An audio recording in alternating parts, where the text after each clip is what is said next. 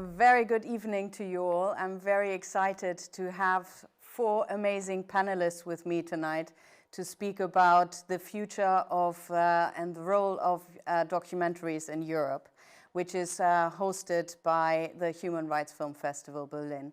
I'm very happy to be here. My name is Vivian Schroeder, and our wonderful panelists tonight are Nicole Schaik from Doc Society. Then we have the wonderful Margje de Koning from formerly Econ, commissioning editor, and now the artistic director of Movies That Matter. We have Paul Rieth, who is an audience designer based in Berlin, and we will hear later on what that exactly is. And we have the amazing Dylan Williams, filmmaker, director, producer, based in Stockholm. Very good evening to you too. Hi. Hello. Let's just start right into, I thought it would be nice to talk about a film that Dylan made. It's called The Borneo Case, and it premiered at ITFA in 2016. And I thought it is a really good example how documentaries can play a bigger role, a different role outside of the usual festival and broadcasting circuit, because I think it was one of the first documentary films that actually came along with an impact campaign. Dylan, would you like to quickly say a few words to the Borneo Case before we go into the trailer that we show the audience? So that yes, certainly. Maybe I can begin by just talking about what the film is about, and then maybe we can talk about the impact campaign later on. Well, basically, the Borneo Case, in short, tells the story about the complete destruction of the rainforest on the island, or more specifically on the Malaysian half of the island, because Borneo is in 2 parts. It has the Malaysian half, which is Sarawak, and then Kalimantan, which is the Indonesian side. We tell the story from a number of perspectives. The first perspective is a character called Mutang. Mutang was born and raised as a semi-nomad in the northern part of the island. And then when he was a young teenager, the loggers came into the area. And as a result, he stood up and became one of the leaders in the fight back against the loggers. As a result, he was imprisoned, and then he eventually escaped the country and has been living in exile as a political refugee in Montreal in Quebec for 20 years or 25 years. Mutang then listens to a radio station set up by activists who are still working in the country. It's a pirate radio station called Radio Sarawak, and they are the other characters in the story. And basically what they do under the leadership of an English journalist called Claire Rocastle is they start to look into what happened to all the money that came from this logging of the island. And basically they find a paper trail which shows how the chief minister or the president of Sarawak made an estimated $25 billion US dollars from the destruction. And so the film then is these characters coming together to start to look at what happened to this money and how the banks and the different organizations have been involved in money laundering all the profits from the illegal logging of the rainforest. Right. Perfect. Then we'll show the trailer now. Give us a minute, second.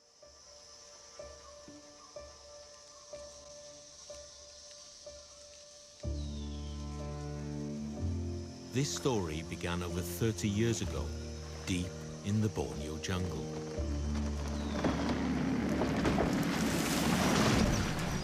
With an unlikely friendship between a Swiss environmentalist and a local tribesman who united to lead a rebellion to stop the logging of the land. These last primary jungles here are getting logged from civilized already well situated people against the will of these last nomadic people. We have been in the forest, in the jungle, and these are our properties. And when people come in, it is like they're coming into our house and steal and take things away without our permission, you know? As the stakes grew higher, those on the other side began to fight even harder, as one of the friends disappeared in the jungle, never to be seen again. And the other was forced into exile far away. How can a civil servant amass a personal fortune of $15 billion? Easy. Just destroy the very rainforest you have been entrusted to protect.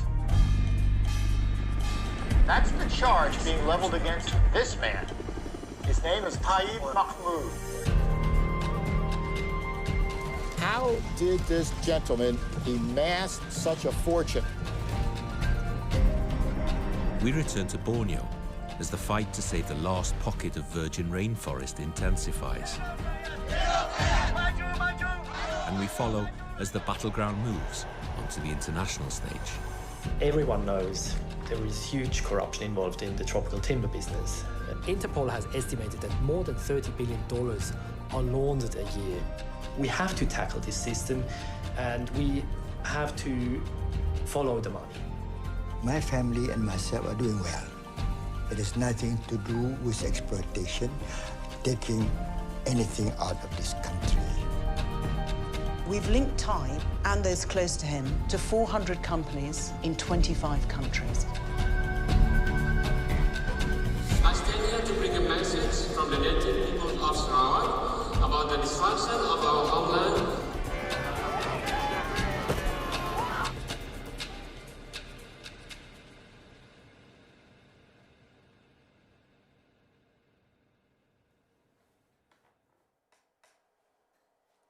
Perfect. Thank you.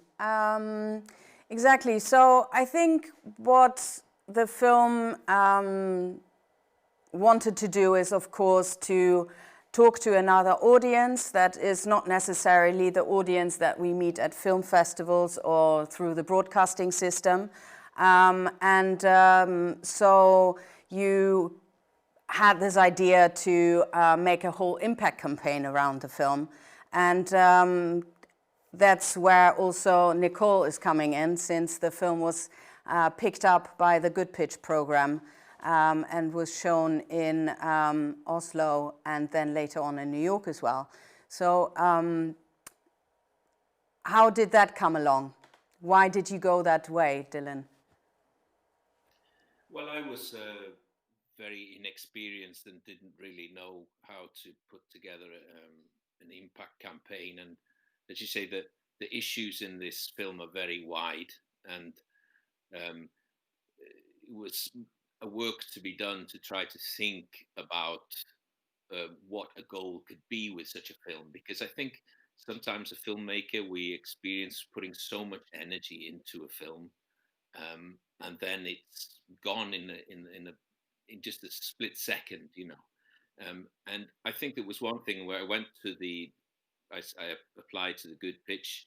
I remember we were in very snowy Finland, and there was something that Jess searched at. She said that she'd been a commissioner at Channel 4, and that sometimes you go into TV and people talking about ratings, but that's not something that you can connect with, you know. And something that Jess said was, it's maybe more important to affect one person, you know, or to affect the right people, to have an idea when the film comes into your mind. It's like, well, why do I need to actually tell this story, and who do I need to tell it to? You know, I mean, I think there is obviously, you can tell to a wider audience, but that you start to think, well, how can this film add into something else? And that for me opened up a completely new way of thinking. Actually, it was a very, very good workshop and experience to be in as part of that, and try to think about how 4.5 years making this film could be maybe useful to somebody. Yeah, exactly. Nicole, would you like to jump in and shortly introduce what the whole Good Pitch program is about, and so we have a feeling of, you know, what can it do for films, and then we can talk about what it did for the Borneo case, for example. Wait, you're not, can't hear you yet. Hold on. Sorry, yeah. I was coughing earlier, so I put myself on mute. All right. I'm recovering from Corona, the joys. Yeah. I was just saying, it's so nice to be here. Thank you for having me, and it's really great to be part of this panel.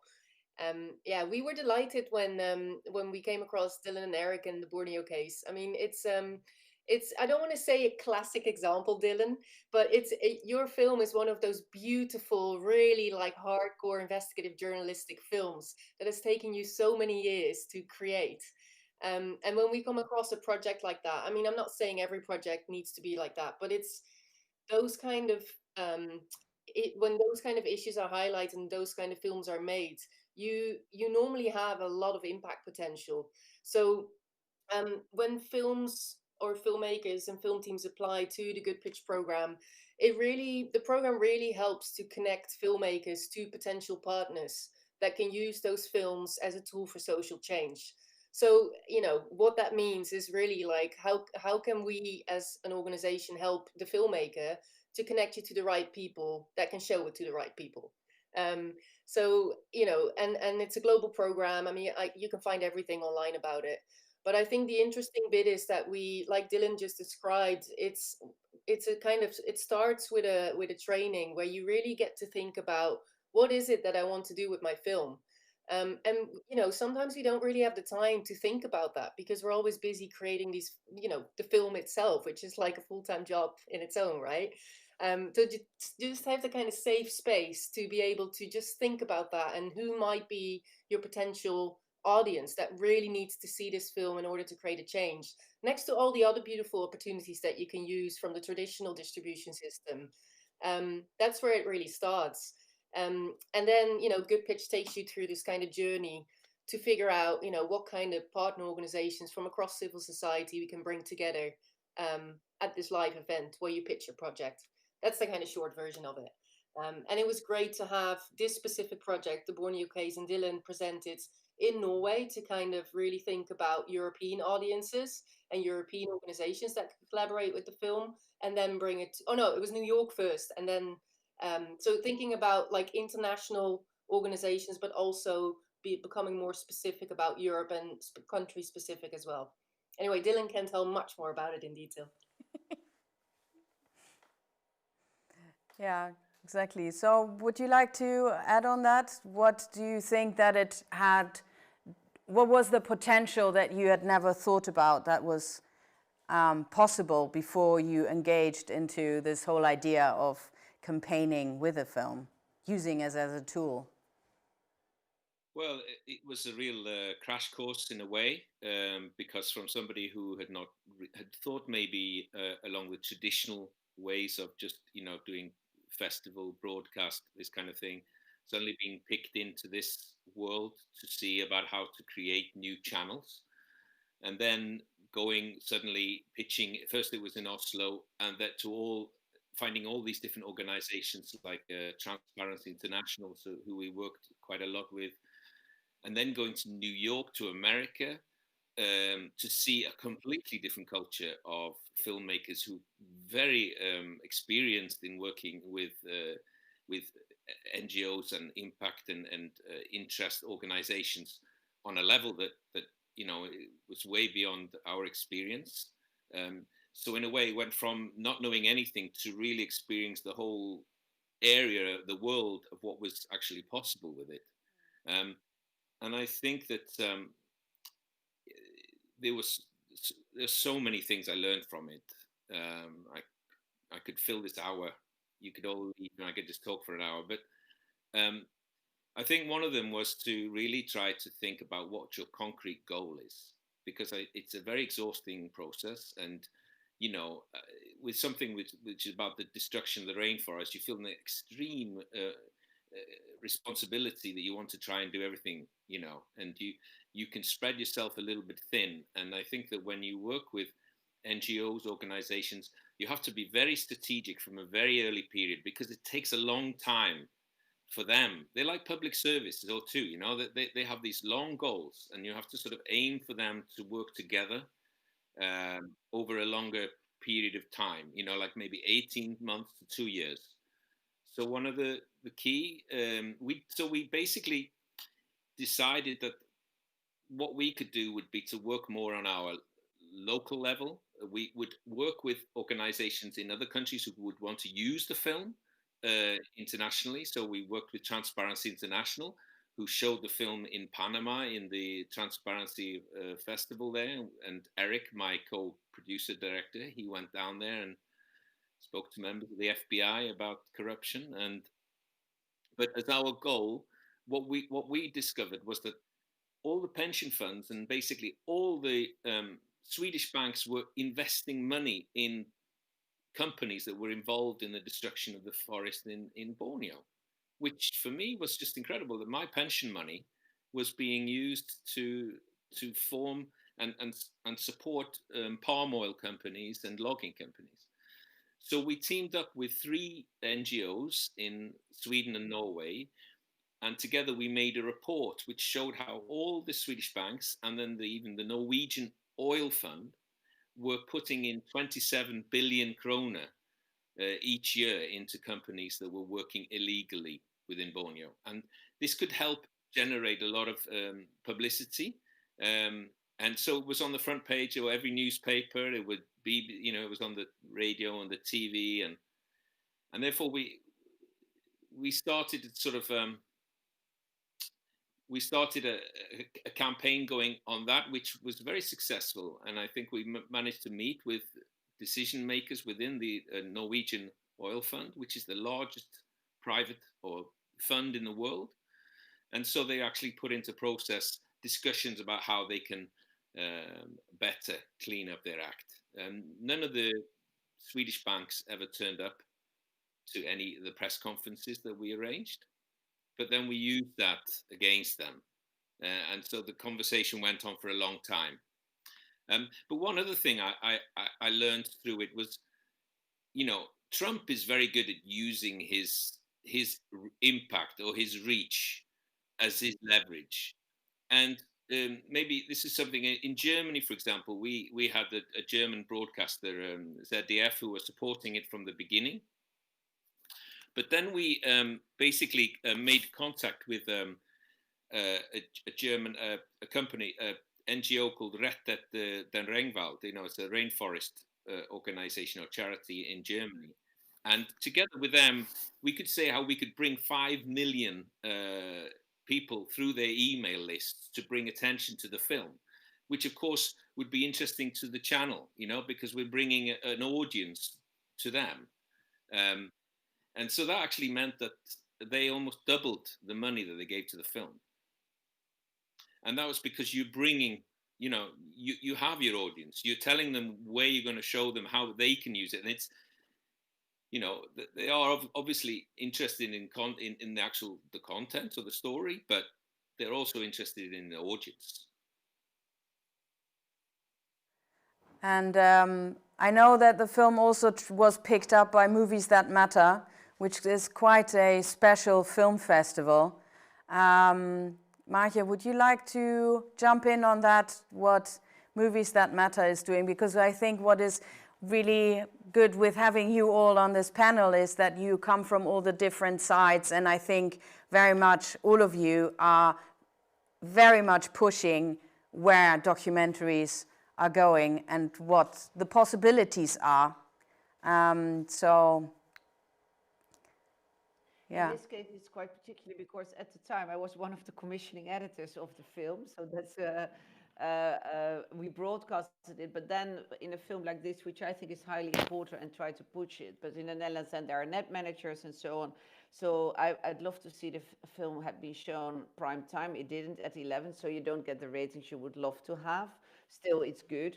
And at the time, I obviously was at Movies That Matter, but visiting and watching the film and the Q&A. And then what Movies That Matter does for films like this, they bring in the main characters of the film, the journalists, and what they try to do is make a tailor-made program around the film, actually playing it not really the good pitch, but there are some similarities in the terms of that. What we do is in advance have a lot of conversations with the teams and then ask them, because we're in The Hague, where you have a lot of international guests, of course, and politicians, what would be who would they like to meet to make the best possible impact after? Like last year, through the pandemic, it didn't, but we felt like that they should, for instance, meet the Minister of Foreign Affairs, or the year before an ambassador and somebody from Foreign Affairs who would then address the case in the country of where something is happening. In that case, it was in Colombia, and in your case, of course, over there. And we do extended Q&As with quite high-end journalists and so on, in order to make the film known, but very much also the subject of the film known.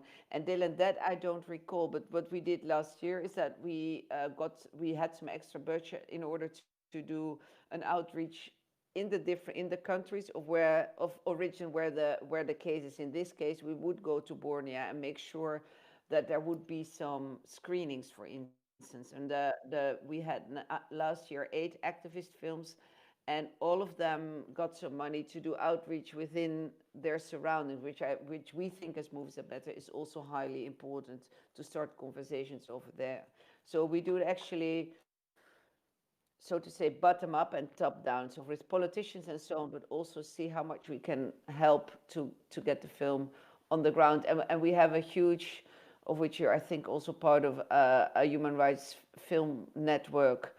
And what we do, we put together as Movies That Matter a sort of menu of at least 5, 6, 7, 8 films. And then we make sure that other countries can show, human rights film festivals can show that film as well. And that's obviously helping in the outreach of a film and the impact of a film, because it goes to so many different countries. In a nutshell. Exactly. Like Dylan, I can talk about it for an hour, but I guess that's not the idea. Thank you, Margje. No, exactly, because I think also what the example of Borneo Case is actually showing is that what is the role of documentaries today? And I think in the times of fake news and so on, I think they become more and more important. So where is the news item that we hear, which is usually let's say the doom news that we hear? It's about, the rainforest being cut down, for example, or, and then you get floodings, or with climate change and so on and so on. But I think documentaries, of course, do have the potential to bring people into a subject on a deeper level, and actually they can engage with it emotionally. If you hear all this doom news that people are driven out of the rainforests and they're losing their homes and because it's cut down and so on, you hear that, but you don't see the people. So I think that's exactly what the Borneo case did, is because through Mutang you actually were taken into the community there and so on, and you felt how they are and what the struggles really are. So I think that also, and this, yeah, Dylan, you wanted to say something?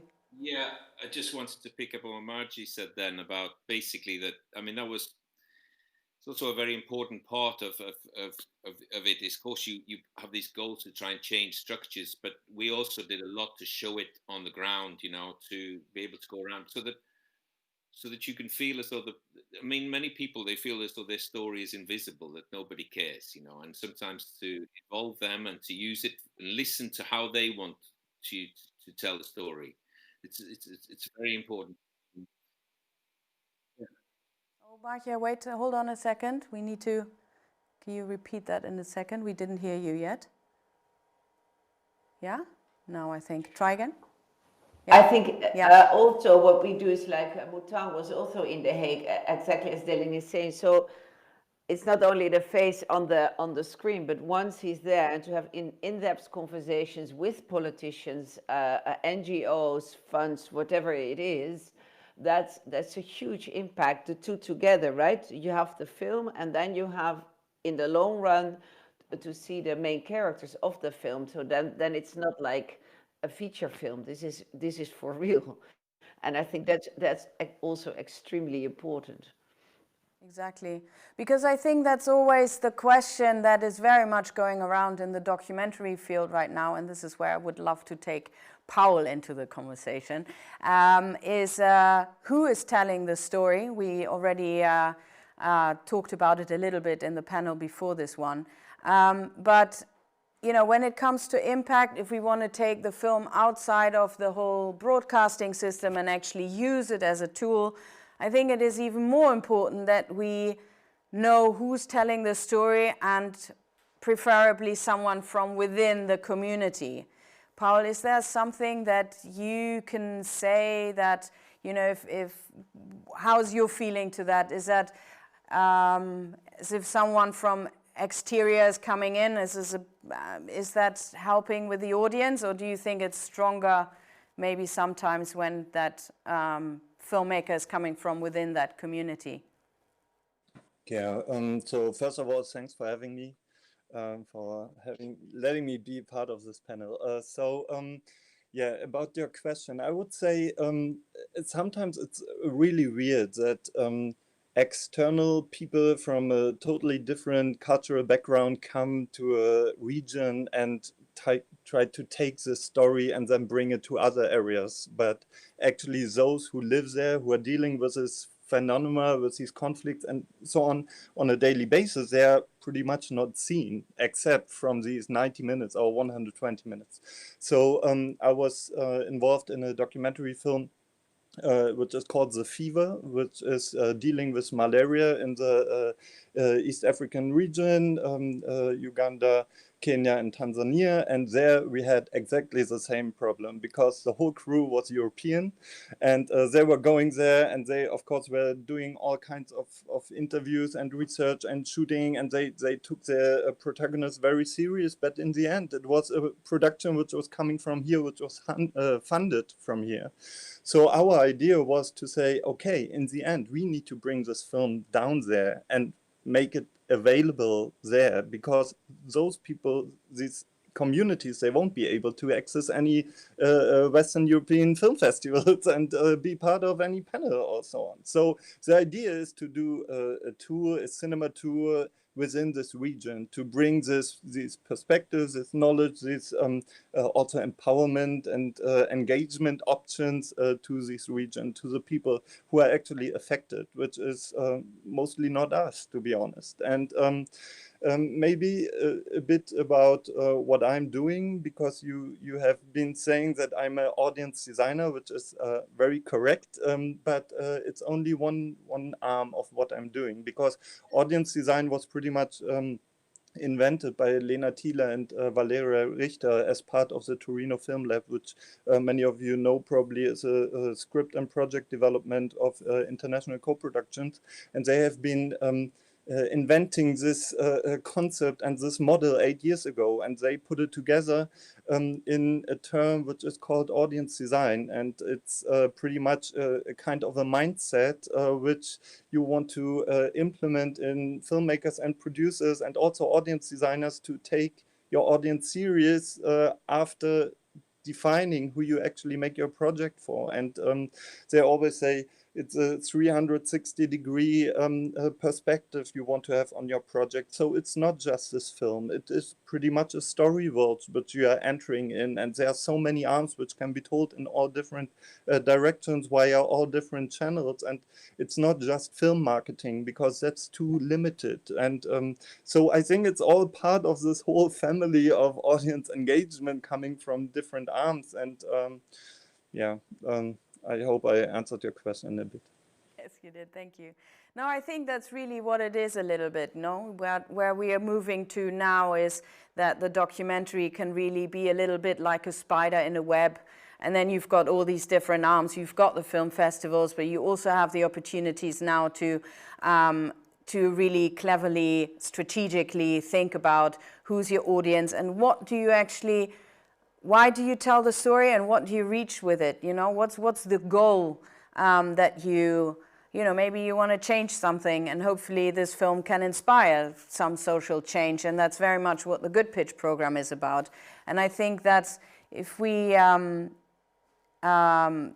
one subject that actually Nicole said beforehand with which was really important to her, and I think we all feel the same, is who's telling the story.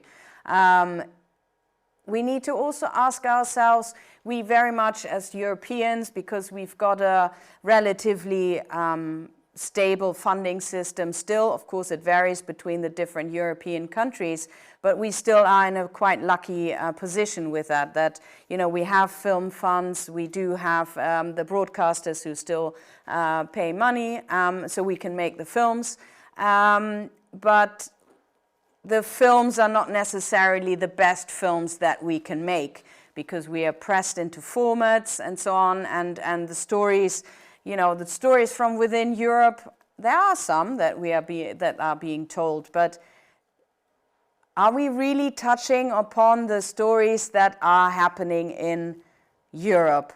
Are we hearing, for example, the stories from the Arabic, the Turkish, the, you know, also the people of color communities that are also living in Europe? Do we hear them?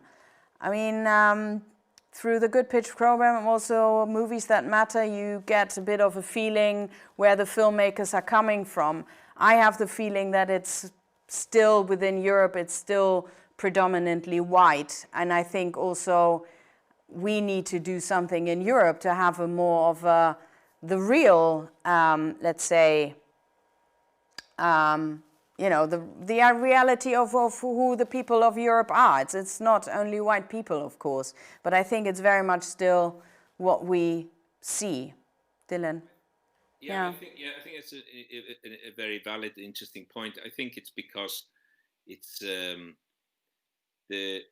this field is in transition, you know, from a period where it was, you know, liberal elite making films, making it for a certain distributor, which was TV, or, you know, to go to film festivals and working in that way. And I think that the democratization of film, where people can start making films, can be more local, you know, so they can make films which don't have to be 90-minute long. They can be 2-minute long on YouTube, which are starting to talk about stories, and they can build audiences in many different ways. I think we're still a little bit connected as filmmakers often to the public service broadcasters, and this, well, I'm talking for myself, of course. But you see, when we were in America, you see that filmmakers have a completely different way of working from the very beginning. They start working with, who am I doing it for? How can we work with them? Really working with trying to find the connection with the people. And I think that's a different way of actually coming at the subjects. I don't know what you think, Nicole.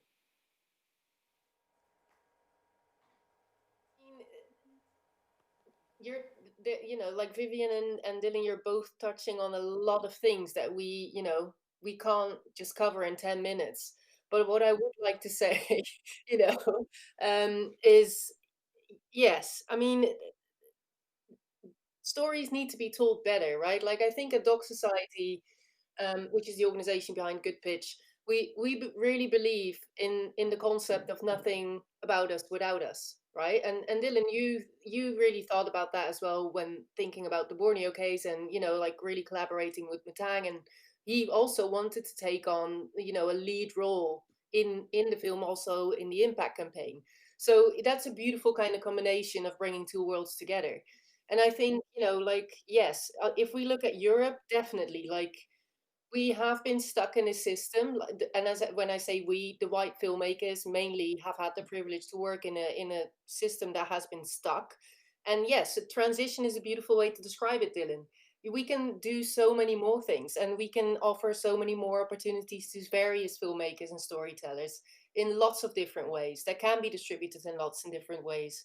And actually, the thing is, you know, all these stories are being made already, you know, but we're just not hearing, like, we're not hearing a lot of them.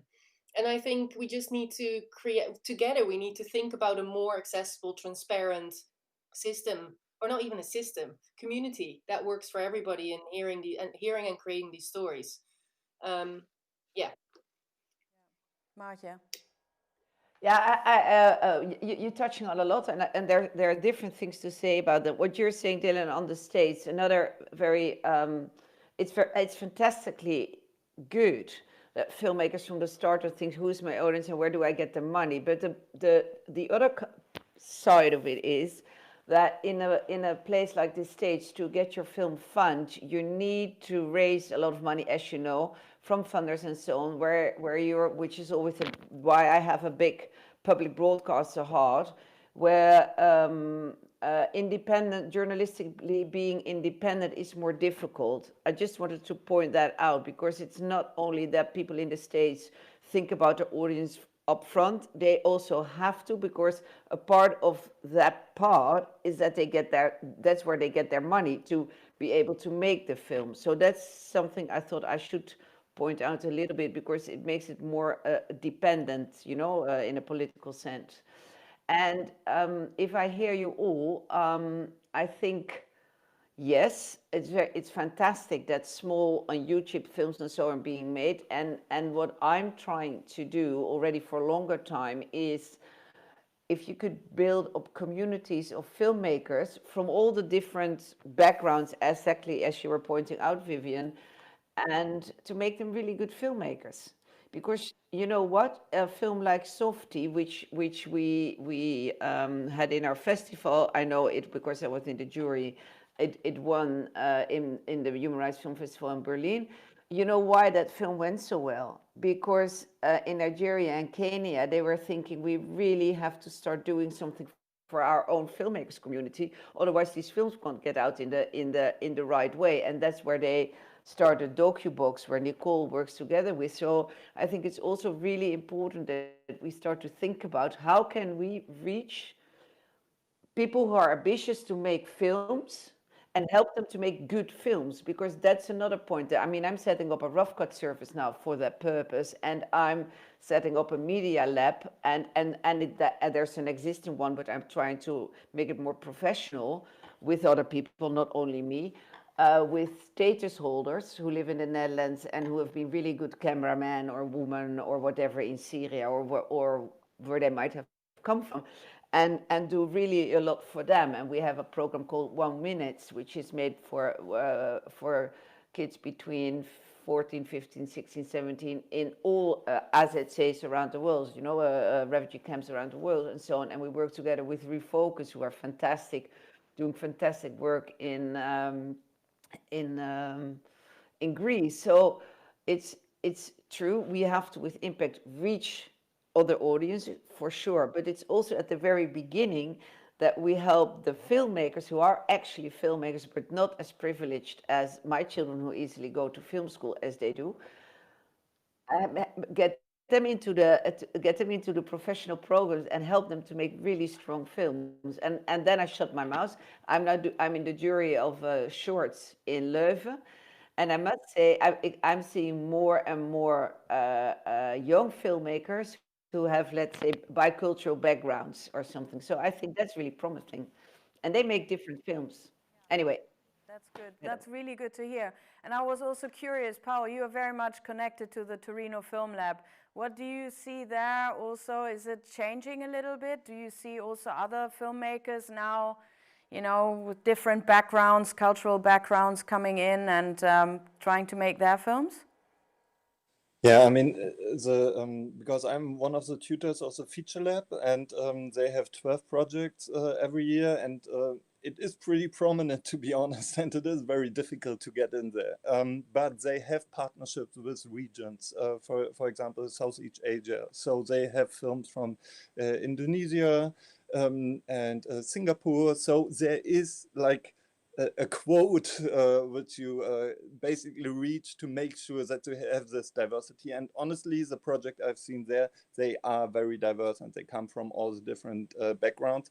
And it is amazing to read scripts and to dive into all these worlds and to have like these tutoring sessions, these one-to-one sessions, and to to talk to all these people, creators from these different backgrounds with their different agendas and circumstances they deal with and their home territory to even make these films, because again, we are so highly privileged with our German funding model, with these 450 million we put in every year into this industry, and they are struggling on whole different other forms and levels. For example, when I was trained to become an audience designer, it was in 2017, we were dealing with a project called The Autobiography from Indonesia. And today on Insta, I saw this, that CNC picked it up to become a co-producer.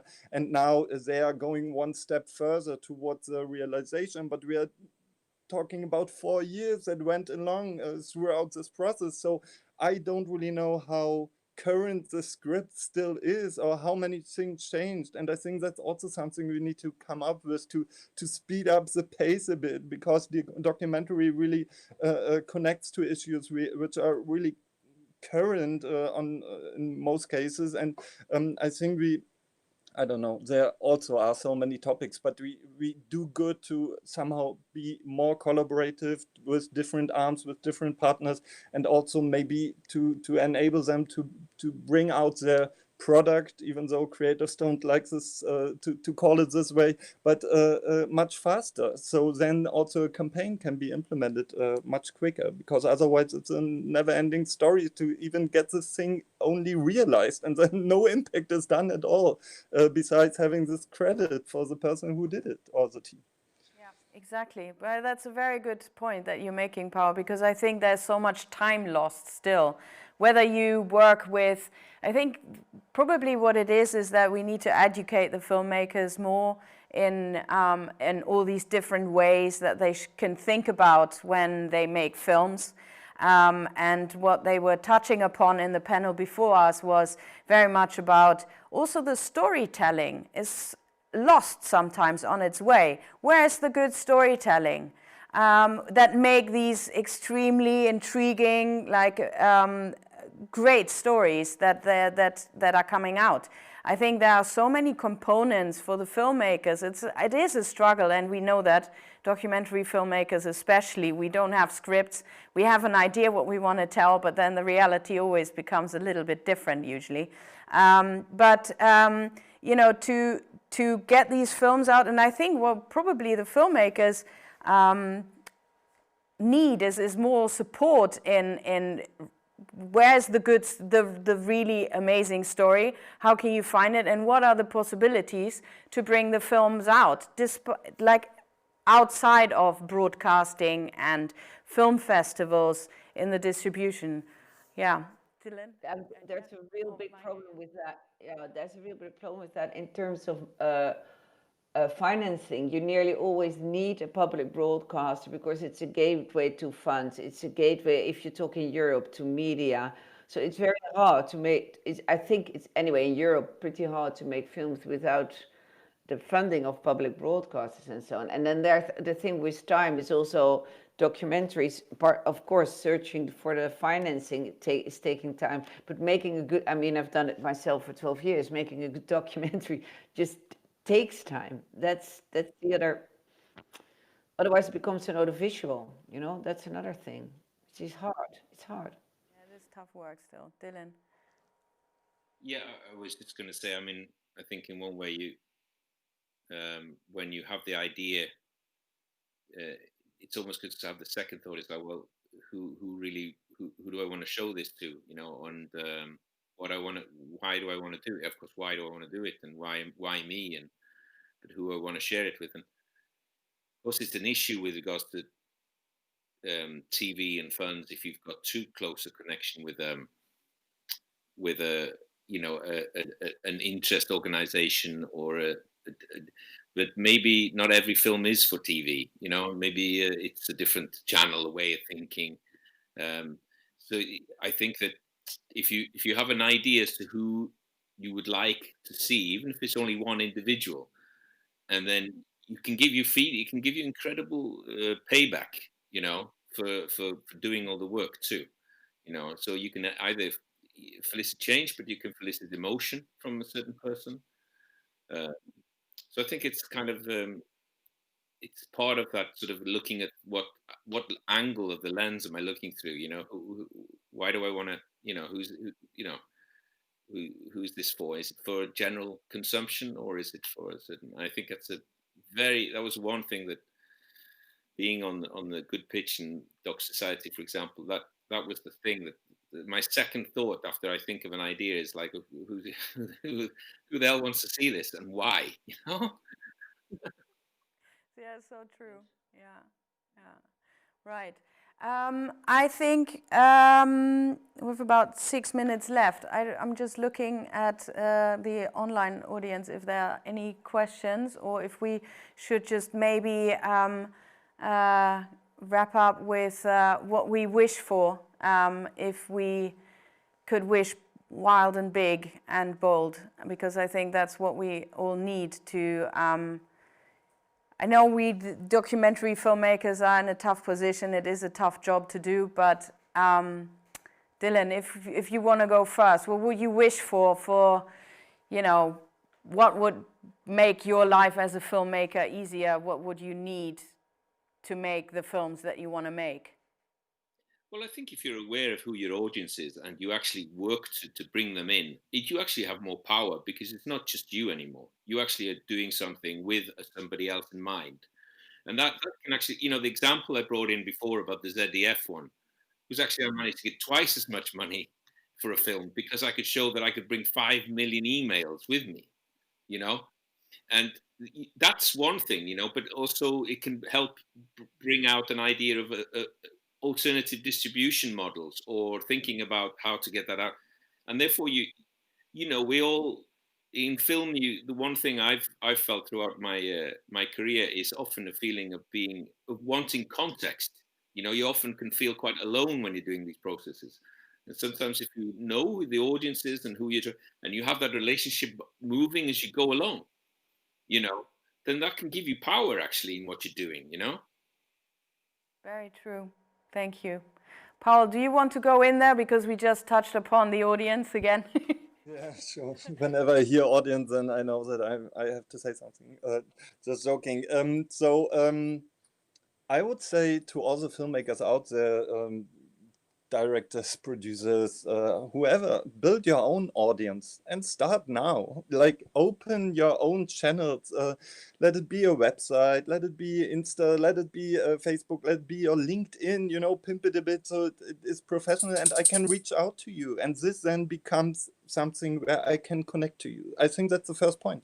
The second point, and thanks, Dylan. You really nailed it. You know, you think about your story and about your audience at the same time. And we audience designers do the same. You have your script and we develop your audience, the audience strategy together with you at the same time. And when the story changes, the audience strategy changes as well, because it's very flexible. And it's, but we do this together with you. And that's like something that's really important for me. It's not us against you. It's not, I don't want to make anything out of your films to destroy your vision, to put it into any direction I want to see. I don't care. I'm there to help you and to enable you to have an outside perspective, to have someone as a sparring partner and develop a strategy together. And that's really important for me. And that is something very collaborative. And therefore, we also need the public institutions, like the funding institutions, the broadcasters, and also all the association, NGOs, and whoever. And I think only if we all collaborate and if we have like one agenda, then we can achieve something with our great documentary films out there. Yes. Thank you, Paul. That was beautiful. Nick, do you want to go and tell us your wish list? Well, if I need to give you my whole wish list, we'll be here for the next 5 hours. But you know, I will pick the one that I guess feels, you know, like the most urgent to us as an organization, but also to me personally and professionally, because that's what I'm working on right now. I feel we need more sustainability for the sector. We need more resources, because otherwise we can't tell these stories. And these stories, you know, like, are so important for our freedom of speech, the protection of our democracies, And, you know, with the rise of populism, a climate emergency, you know, we got a pandemic going on. I mean, the world is on fire and we need resources so we actually hear the stories from the people, by the people that we need to hear them from. There you go. Thank you. Beautiful. Margje.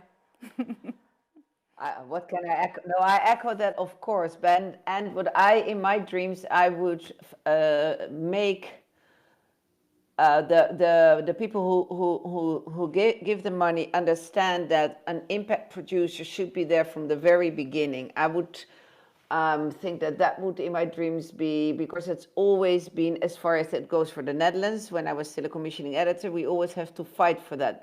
Would there really be an impact producer and having its own salary in order to create it from the very beginning, what you were saying, Paul, that you get the Instagram, that you get all the social media.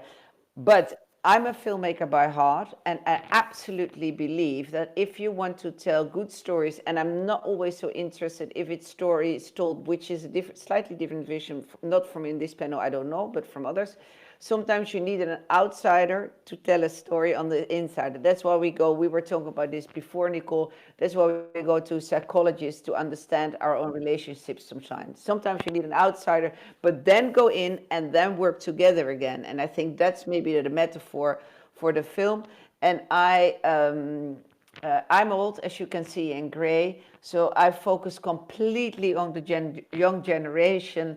Let them help telling fantastic stories, and not only in Europe, what they're doing now in Nigeria and Kenya is really, really fantastic. Also in South Africa, also in a lot of places in Asia, and that's where we should be reaching out and helping them, how patronizing it might sound. And then one day there will be far more helping us than we've ever been thinking of. And on that note, bam, that's what I wanted to say. Thank you, Margje. Yeah, I think that really sums it up. I mean, I think we need more creativity, we need more openness, outside the box thinking.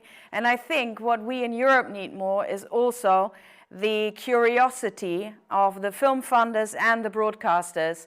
What can be done with films? And, you know, because it is a win-win. If the film gets more audience, that also brings more audience to the broadcasters. So I think we need to get them on board and all collaborate. We know that partnerships are an amazing and magic tool to create something far bigger.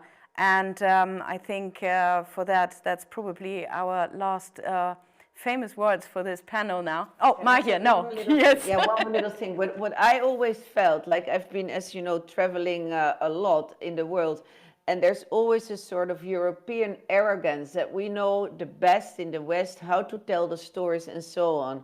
But if you open your mind, and if I talked, for instance, to the impact producer of the film Softie again, she was bloody amazing. And she used all new ways of impact where we maybe here not think about. So I would encourage all the West European filmmakers, impact producers and so on, open your eyes, look. I mean, we're going now, I can't say the title yet, but the film, it's made in India and it's incredibly cool, and the impact they create is fantastic. So it's also learning from other people from completely other side of the world, and don't think in the West that we are the ones who know it, because that's a sort of arrogance I really oblige. I really don't like it.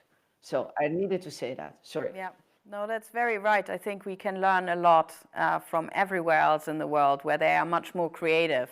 And I think that's what needed, no? Yes, exactly. Right. Thank you very, very much, all of you. Thank you very much for watching online. And I hope it was as inspiring as it was actually for me to talk to all of you. And I hope we'll see each other again very soon in the real world. All right. Have a nice evening. Thank you so much. All right. Take care. Bye. Bye-bye. Thank you. Bye-bye. Bye. Bye. Bye. Bye. Thank you.